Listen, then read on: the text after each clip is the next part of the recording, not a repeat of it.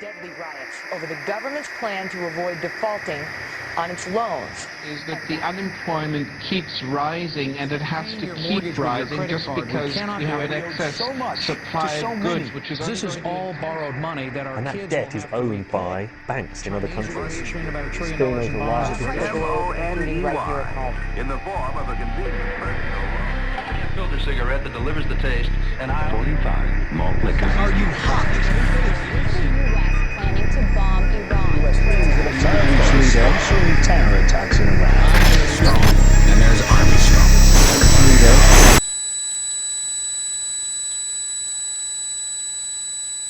Modern psychology has a word that is probably used more than any other word in psychology.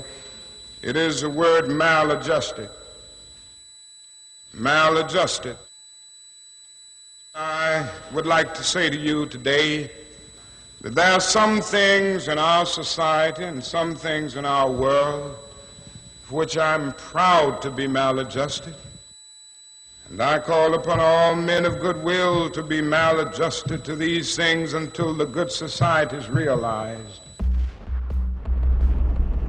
You know, economists are in fact not economists at all. They're propagandists of money value.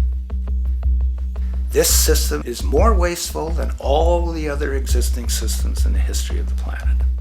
So you're really dealing with not an economic system, but I would go so far as to say an anti-economic system. The problem we have is essentially the financial money sequence system. It's a system disorder, and the system disorder seems to be fatal.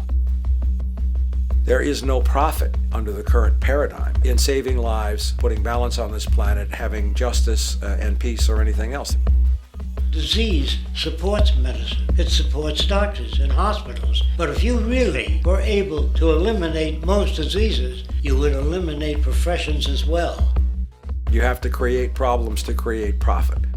Crime does create business. We have now roughly 2 million people incarcerated in this country. Many of them are in prisons run by private corporations who trade their stock on Wall Street based upon how many people are in jail. But that's a reflection of the culture in which we live, in which we've all, to one degree or another, endorsed. I think the biggest barrier would be the values that people are taught to uphold that system. At the social level of life organization, it isn't a genetic program or a genetic defect. It's a value system disorder. What you have to understand is that the intellectual culture of a society actually reflects the power interests in that society, the dominant perspective. In the past, throughout almost all of human history, the main threat to human survival was nature. Today it is culture.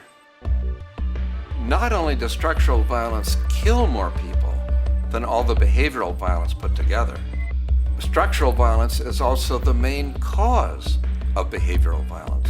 Some colleagues at Harvard studying this suggested that inequality acted as a social pollutant because it affects almost everyone in society. The immune system cannot recognize the invasive cancer, and it takes over the whole body until the body collapses. And we're in that spasming, collapsing form now. So the system has to be corrected, not print more money and give it to banks. That doesn't deal with the problem. Every level of life organization and life system is in a state of crisis and challenge and decay or collapse. The problems that we have today will continue to go on. This will never go away within a monetary system. It's clear that we're on the verge of a great transition in human life. That what we face now is this fundamental change of the life we've known over the last century. There has to be a link between the economy and the resources of this planet, the resources being, of course, all animal and plant life, the health of the oceans and everything else. This is a monetary paradigm that will not let go until it's killed the last human being. The in-group will do all it can to stay in power. And that's what you got to keep in mind. They'll use the Army and Navy and lies or whatever they have to use to keep in power.